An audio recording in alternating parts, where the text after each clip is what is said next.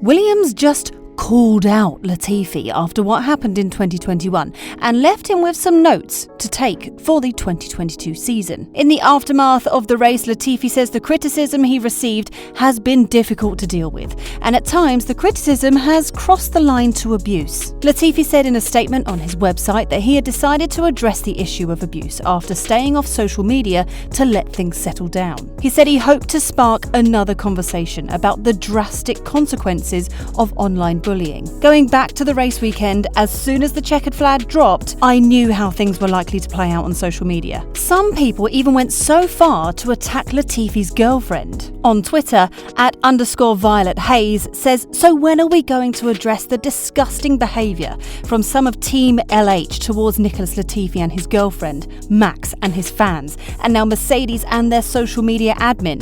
Where's the accountability?" Latifi seemed quite taken aback by the barrage of tweets. He said, "I'm no stranger to being talked about negatively online. I think every sports person who competes on the world stage knows they're under extreme scrutiny, and this comes with the territory sometimes. What shocked me was the extreme tone of the hate, abuse, and even the death threats that I received. To the people who don't understand or don't agree with that, that's fine with me. You can have your opinion, but to use those opinions to fuel hatred, abuse, and threats of violence, not only to me, but to those closest to me as well, tells me those people are not true fans of the sport." Latifi's situation driving with Williams was similar to that of German Timo Glock in 2008, when the Toyota driver received death threats after being passed by Hamilton on the last corner of the last lap of the final race in Brazil. Hamilton won that title, his first, with Ferrari's Felipe Massa losing out. Timo Glock says there are still people who believe he slowed down deliberately at Interlagos in 2008 to allow Lewis Hamilton to win the World Championship. Hamilton, who has just missed out on becoming world champion in his debut season the previous year, needed to only finish 5th in Brazil to clinch the title, even if his closest challenger, Felipe Massa, won the race. Massa, in front of his home crowd, took the checkered flag for Ferrari and looked set to snatch the crown as Hamilton battled for that vital 5th place with Sebastian Vettel. Hamilton could not get past the Toro Rosso, but just as his hopes looked to be fading, Glock, who was running 4th and had chosen to stay out on dry tyres, was spotted going slowly in his Toyota and was passed by Vettel and Hamilton, who was able to clinch the first of his 7 world titles. Massa's celebrations were heartbreakingly short-lived, and he never won another Formula One race after missing out on the title by just a solitary point. There are still people out there that think I did it on purpose. I went to the airport when I left Brazil. I had a police escort to the airport. I even got letters sent to my family back home, to my parents, which were really under the limit. This type of criticism does sound quite similar to people's comments on Latifi's situation. On Twitter, @Shishi_Theorema says, "I wonder how much Nicholas Latifi was paid by Red Bull." Not to mention Red Bull driver Max Verstappen spoke out in Latifi's defence last week, saying accidents were just part of motor racing, and it would be unfair to blame the Canadian. And Latifi's message led to an outpouring of support from his fellow drivers, with Russell being one of the first to speak out. Russell tweeted, "Huge respect to you for speaking up," at Nicholas Latifi. "There's no place for this kind of hatred in our world." Norris also jumped to the defence of Latifi and supported the Williams driver's message. On his Instagram story, Norris reposted Latifi's statement with a message of his own to support the Williams driver. Norris wrote, "Well said." Mercedes' official Twitter account also wrote, "Stay strong at Nicholas Latifi.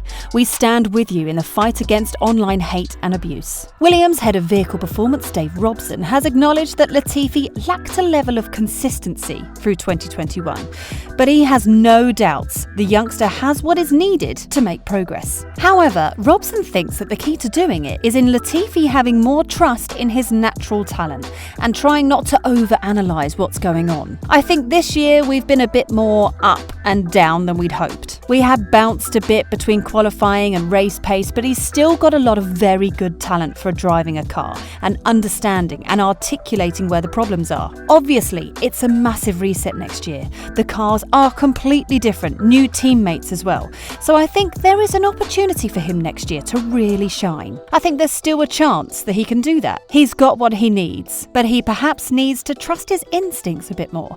And maybe we'll always think too deeply about it, which is potentially part of the problem that comes and goes. He does have a tendency to overthink, and he's almost a bit too intelligent to go out there and really just drive on his instincts.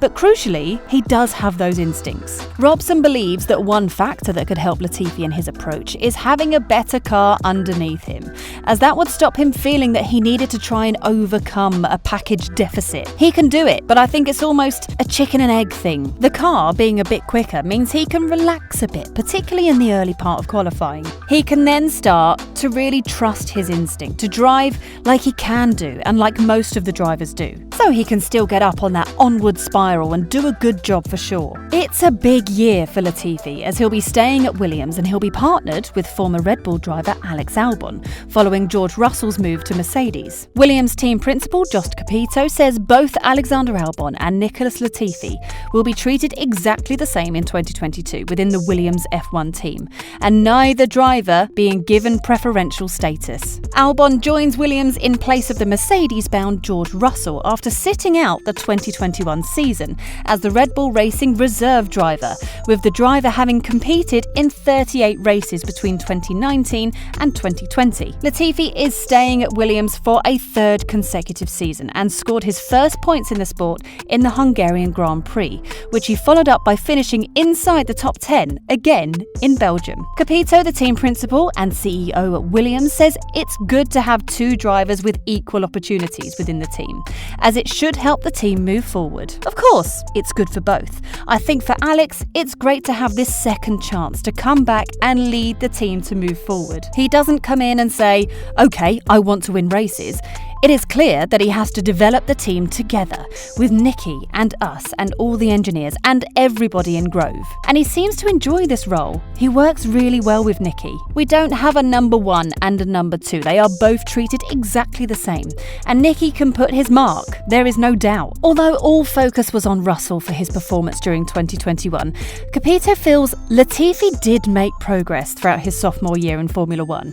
And he admits being teammates to Russell was always going to be a big challenge for the Canadian. Nicky has done a good job this year as well. When you look at the qualifying results, some do not show that he had been in the position that he could have out-qualified George, but situations where he was not in charge. And when you see the gaps, they were never really big, and of course, it's a big challenge to be George. He did really well, and he improved a lot throughout the season. So I'm sure he can still improve, because it's still his second season, and the first season last year was a really strange season with COVID. And a lot of new circuits again this year.